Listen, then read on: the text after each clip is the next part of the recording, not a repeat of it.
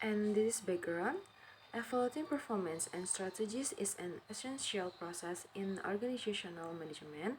It helps organizations assess how well their goals are being achieved and how effective their strategies are in practice. This process involves measuring key performance indicators, analyzing performance outcomes, and identifying areas that need improvement. Through these evaluations, organizations can understand their strengths and weaknesses and make better data-driven decisions.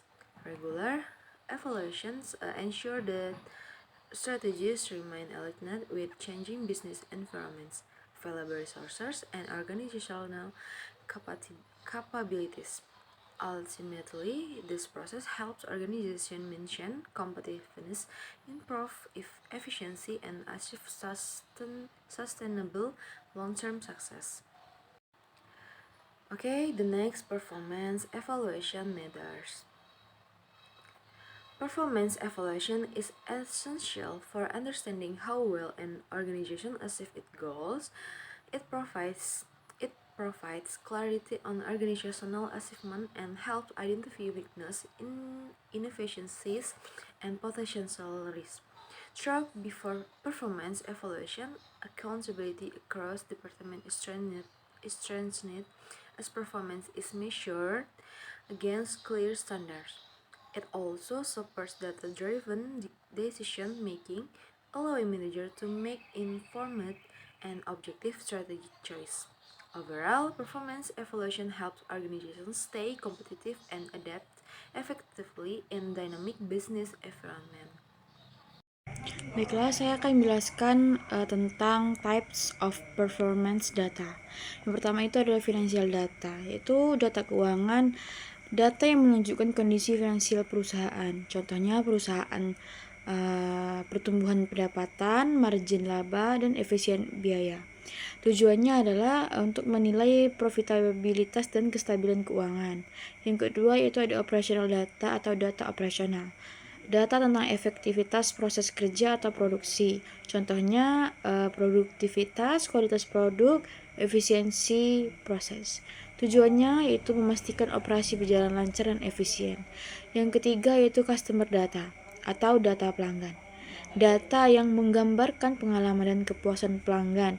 Contohnya tingkat kepuasan, loyalitas, feedback layanan. Ini bertujuan untuk mengetahui apakah pelanggan puas atau mau bertahan. Yang keempat itu ada human resource data atau data SDM. Data ini tuh tentang kinerja dan kondisi tenaga kerja. Contohnya performa karyawan, tingkat turnover, and engagement. Tujuannya yaitu menilai efektivitas manajemen SDM dan kesehatan budaya kerja. Selanjutnya itu ada key methods of evaluation. Yang pertama ada benchmarking. Benchmarking adalah membandingkan kinerja perusahaan dengan pesaing atau standar industri untuk melihat posisi yang menemukan area yang perlu ditingkatkan. Yang kedua ada balance scorecard, yaitu metode evaluasi yang melihat kinerja dari 4 sisi: keuangan, pelanggan, dan proses internal, serta pembelajaran dan pertumbuhan. Tujuannya yaitu supaya penilaian lebih seimbang dan menyeluruh. Yang ketiga ada key methods, key performance indicator atau KPI. Ukuran kuantitatif yang menunjukkan seberapa jauh perusahaan mencapai targetnya. Contohnya angka penjualan, tingkat kepuasan pelanggan, dan efisiensi produk. Yang keempat itu ada gap analysis, yaitu membandingkan kondisi saat ini dengan target yang diinginkan, lalu mengidentifikasi selisih gap dan apa yang harus diperbaiki. Okay, the next slide is important of strategy evaluations. The one ensures that the current strategy aligns with market trends. 2. Detect strategic risks early. 3. Helps organizations adapt to change. 4. Ensure strategies remain realistic and effective. The last is guides the allocation of resources. Okay, the next is criteria for evaluation strategies. 1. Sustainability. Is the strategy appropriate for internal and external conditions? 2. Feasibility. Can the organization execute the strategy with available resources? 3. Acceptability. Is the strategy acceptable for stakeholders? 3. Return expected outcomes. And the last 4 is consistency. Does the strategy align with the organization's mission and long-term goals? Criteria for evaluating strategy. First, sustainability. Is the strategy appropriate for internal and external conditions? The second, feasibility. Can the organization execute the strategy with available resources? And next, acceptability. Is the strategy acceptable for stakeholder, risk, return, expected outcomes? And the last, consistency. Does the strategy align with the organization, mission, and long-term goal? Ada 4 kriteria utama untuk mengevaluasi strategi dengan baik. Yang pertama ada kesesuaian, yaitu apakah strategi ini cocok dengan kondisi internal dan eksternal organisasi.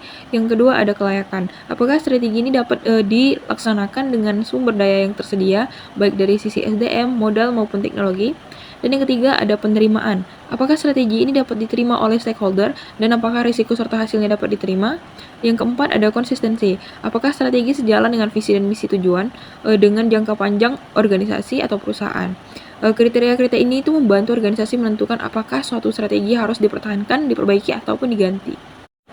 Next, common finding in strategy evaluation. First, financing performance show improvement in specific areas. Next, operational efficiency increase but bottlenecks still exist. The third, strategy proves effective while strategy B needs revision.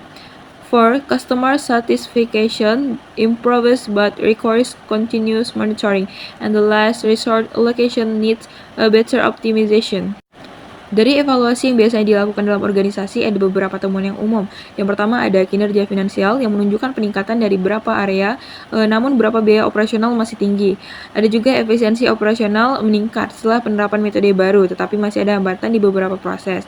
Yang ketiga ada strategi A itu terbukti efektif dalam jangka pendek, sementara strategi B tidak memberikan hasil yang diharapkan. Dan yang keempat ada tingkat kepuasan pelanggan membaik, namun masih ada kebutuhan terkait layanan tertentu. Dan yang terakhir ada distribusi sumber daya yang perlu ditingkatkan agar tidak jadi pemborosan. Conclusion. Performance and strategy evaluation is essential for ensuring an organization sustainable growth. Through systematic assessment, companies gain valuable insight into their strengths, weakness, and overall strategic direction. Continuous evaluation sustainable organization to remain competitive and adaptive in the face of changing market conditions. Ultimately,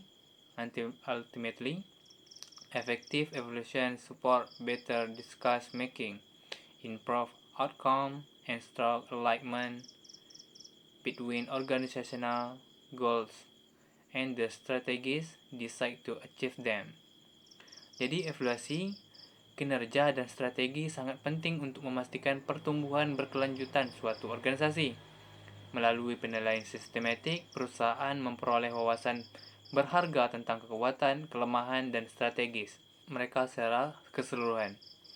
Evaluasi berkelanjutan memungkinkan organisasi untuk kompetitif dan adaptif dalam menghadapi pertumbuhan kondisi pasar. Pada akhirnya, evaluasi yang efektif mendukung pengambilan keputusan yang lebih baik, hasil yang lebih baik, dan keselarasan yang lebih kuat antara tujuan organisasi dan strategi yang dirancang untuk mencapainya.